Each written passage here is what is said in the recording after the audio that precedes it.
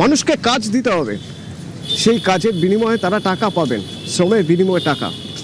125 দিনের কাজ, আচ্ছা এই 125 দিনের কাজ কারা পাবেন? অবশ্যই তাদের জব কার্ড থাকতে হবে।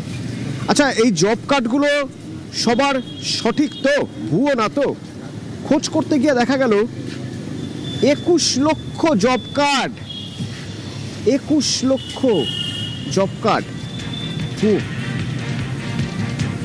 ভাবুন একবার, সংখ্যাটা ভালো করে ভাবুন, 21 লক্ষ। আচ্ছা এই 21 লক্ষ জব কার্ড যাদের, তারা কোথায়? বিনামে করা হয়েছে, নথি না দিয়ে করা হয়েছে? সোমরাজ আছে আমার সঙ্গে সরাসরি। সোমরাজ, রিপোর্টে কি উঠে আসছে, মানে খোঁজ নিতে গিয়ে কি জানা যাচ্ছে? দেখো, অত্যন্ত গুরুত্বপূর্ণ এই তথ্য পঞ্চায়েত ও গ্রামোন্নয়ন দপ্তর পেয়েছে এবং যা ইতিমধ্যেই রাজ্য প্রশাসনের শীর্ষ স্তরেও জানানো হয়েছে। যেটা সূত্র মারফত জানা যাচ্ছে, এই যে জব কার্ড হোল্ডার, অর্থাৎ তুমি জানো যে ব্লকে ব্লকে 100 দিনের কাজ হতো, যা গত 1 জুলাই থেকে 125 দিনের কাজ হয়েছে। এই 100 দিনের কাজ কারা করতে পারতেন? যাদের কাছে জব কার্ড থাকতো। রাজ্য জুড়ে 2,56,00,000 জব কার্ড হোল্ডার রয়েছেন এবং সেই জব কার্ড হোল্ডাররা সঠিক, এখানে কেউ ভুয়ো আছে নাকি তা নিয়ে মুখ্যমন্ত্রী শুভেন্দু অধিকারী যাচাই করার নির্দেশ দিয়েছিলেন পঞ্চায়েত ও গ্রামোন্নয়ন দপ্তরকে। কারণ তুমি জানো 1 জুলাই থেকে রাজ্যে শুরু হয়েছে 125 দিনের কাজ, আর সেই যাচাই প্রক্রিয়াতেই এবার বড়সড় তথ্য পেল রাজ্যের পঞ্চায়েত ও গ্রামোন্নয়ন দপ্তর। সূত্র মারফত জানা যাচ্ছে, এই 125 দিনের কাজ শুরু হতেই যে যাচাই প্রক্রিয়া শুরু করা হয়েছিল, সেই যাচাই প্রক্রিয়াতে এখনো পর্যন্ত 21 লক্ষেরও বেশি অবৈধ জব কার্ড চিহ্নিত হয়েছে। অতনু, সংখ্যাটা কিন্তু অনেকটাই বেশি। 21 লক্ষেরও বেশি অবৈধ জব কার্ড চিহ্নিত হয়েছে, যার মধ্যে এখনো পর্যন্ত ডিলিট করা হয়েছে 15,64,713টি জব কার্ড ডিলিট করা হলো। রাজ্যের 23টি জেলা মিলিয়ে 15,64,713টি জব কার্ড অবৈধ বলছি আমরা। জব কার্ড অবৈধ, অবৈধ মানে কি? মানে যে যে নিয়ম মেনে একজন জব কার্ড পেতে পারেন, সেটা সেই নিয়মগুলো মানা হয়নি, সেই নথি দেওয়া হয়নি। দেখো, যেটা প্রশাসনিক আধিকারিকরা বলছেন যে প্রথমত এই জব কার্ড অবৈধ কিভাবে চিহ্নিত হয়েছে। এই জব কার্ড অবৈধ চিহ্নিত হয়েছে মূলত ডিজিটাল ভেরিফিকেশন এবং কেওয়াইসির মাধ্যমে। অর্থাৎ এই যে 125 দিনের কাজ শুরু করা হলো, সেখানে 125 দিনের কাজ কিভাবে শুরু করতে হবে তার জন্য একটি গাইডলাইন দেওয়া হয়েছিল। সে গাইডলাইনে কেওয়াইসি ও ডিজিটাল ভেরিফিকেশনের কথা বলা হয়েছিল। যখনই এই কেওয়াইসি ও ডিজিটাল ভেরিফিকেশন শুরু করা হয়, তখনই কিন্তু বিভিন্ন জেলায় জেলায় এই তথ্য বেরোতে থাকে। তার কারণ এই যে জব কার্ড হোল্ডারদের দিয়ে কাজ, তা গত 4 বছরে কার্যত রাজ্যে হয়নি। কারণ তুমি জানো যে এই 100 দিনের কাজ রাজ্যে বন্ধ ছিল 2022 সাল থেকে, এবং এই যে 4 বছর ধরে কাজ হয়নি, ফলত যাদের কাছে জব কার্ড রয়েছে তাদের কি অস্তিত্ব বর্তমানেও রয়েছে? এই ডেটা যখন যাচাই করা শুরু হয় কেওয়াইসি ও ডিজিটাল ভেরিফিকেশনের মাধ্যমে, তখনই কিন্তু এই তথ্য বেরিয়ে আসে এবং যেখানে দেখা যাচ্ছে যে এই 21 লক্ষেরও বেশি জব কার্ড এখনো পর্যন্ত অবৈধ চিহ্নিত হয়েছে। তার কারণ এখনো পর্যন্ত 2,56,00,000 ভেরিফিকেশনের কাজ শেষ হয়নি। 80% ভেরিফিকেশন কাজ শেষ হয়েছে, যেটা আমাদের কাছে খবর আছে, যেটা সূত্র মারফত জানা যাচ্ছে। এবং তোমাকে যেটা আরো গুরুত্বপূর্ণ তথ্য জানিয়ে রাখি, দক্ষিণ 24 পরগনা জেলায় সবথেকে বেশি জব কার্ড ডিলিট হয়েছে।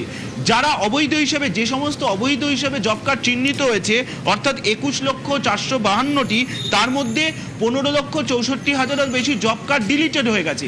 আর বাকি যেগুলি পড়ে রয়েছে সেগুলিও ধাপে ধাপে ডিলিট করার প্রক্রিয়া করছে পঞ্চায়েত ও গ্রামোন্নয়ন দপ্তর। যেটা সূত্র মারফত জানা যাচ্ছে, দক্ষিণ 24 পরগনা জেলায় সব থেকে বেশি জব কার্ড এখনো ডিলিটেড হয়েছে। 3,40,469টি জব কার্ড এখনো পর্যন্ত ডিলিটেড হয়েছে। এরপর রয়েছে হুগলি জেলা। হুগলি জেলায় ডিলিটেড হয়েছে 1,54,463। হাওড়া জেলায় ডিলিটেড হয়েছে 1,33,832। পূর্ব মেদিনীপুর জেলায় 1,17,281 এবং দক্ষিণ দিনাজপুর জেলায় 1,04,213।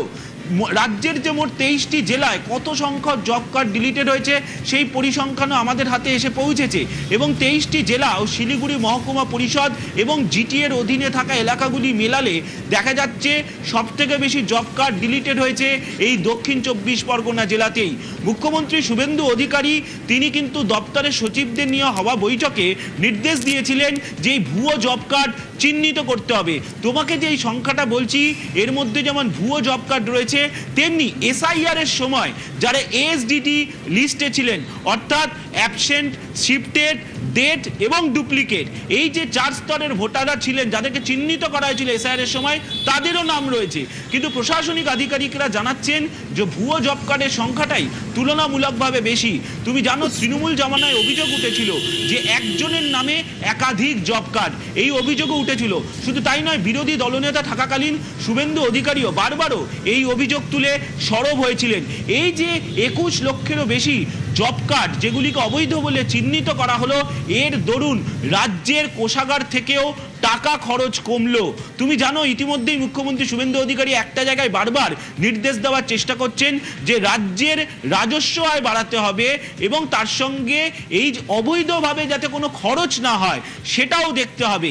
এবং অবশ্যই তুমি জানো এই যে 125 দিনের কাজ 1 জুলাই থেকে শুরু হয়েছে, সেখানে দক্ষ শ্রমিক, অদক্ষ শ্রমিক এবং যারা সেমি লেবার যাদেরকে বলা হয় 3 স্তরের শ্রমিকদের জন্য ইতিমধ্যেই মজুরি বাড়ানোর ঘোষণাও রাজ্য সরকারের তরফে করা হয়েছে।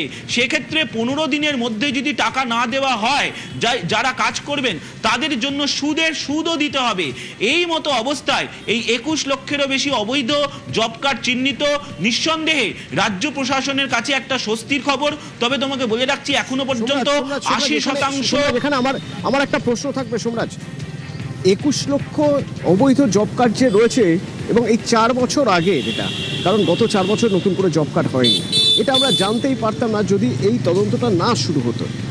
এবার এই যে 21 লক্ষ অবৈধ জব কার্ড, এই অবৈধ জব কার্ডের দায় কার? দায় নিঃসন্দেহে যারা জব কার্ড তৈরি করিয়েছে বা যারা এই জব কার্ড তৈরি করানোর সুপারভাইজ করেছে, তারা এই সিস্টেমের একটা পার্ট, তারা এই সিস্টেমে এখনো পর্যন্ত রয়েছে। যদি না তাদের চিহ্নিত করে তাদের বিরুদ্ধে ব্যবস্থা না নেওয়া যায়, তাহলে যে সিন্ডিকেট, যে চক্র এইভাবে অবৈধ জব কার্ডের ব্যবস্থা করে যাচ্ছে, তাদের রোখা যাবে না। সে নিয়ে কিছু কথা আছে, মানে কোনো কথা হয়েছে কোনোভাবে প্রশাসনিক স্তরে?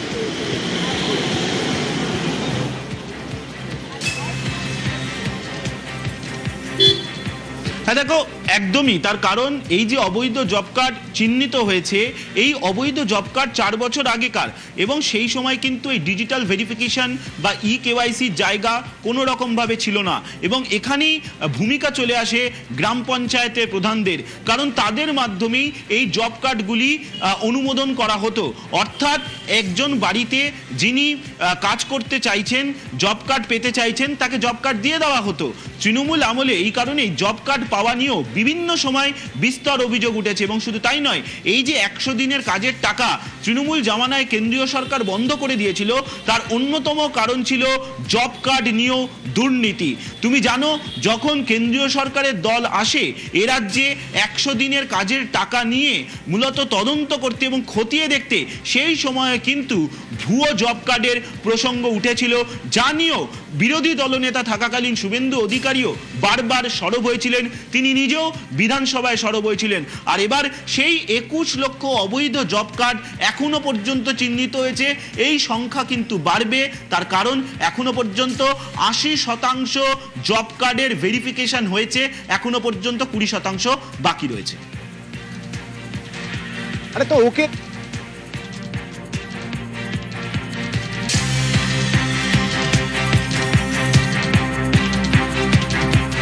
21 লক্ষেরও বেশি জব কার্ড অবৈধ। 125 দিনের কাজের জন্য যখন বড়সড় অভিযান করা হলো, দেখা যাচ্ছে যে রাজ্যের মোট 2,56,00,000 জব কার্ডের মধ্যে থেকে এখনো পর্যন্ত যাচাই করে দেখা যাচ্ছে 21,452টি অবৈধ জব কার্ড পাওয়া গেল।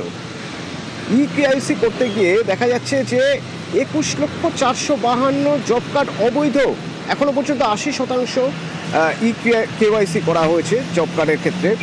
এবং করতে গিয়ে যখন দেখা যাচ্ছে 21,452 অবৈধ জব কার্ড মিলেছে, তখন তার মধ্যে থেকে 15,64,713টি জব কার্ড ইতিমধ্যেই বাতিল করা হয়েছে।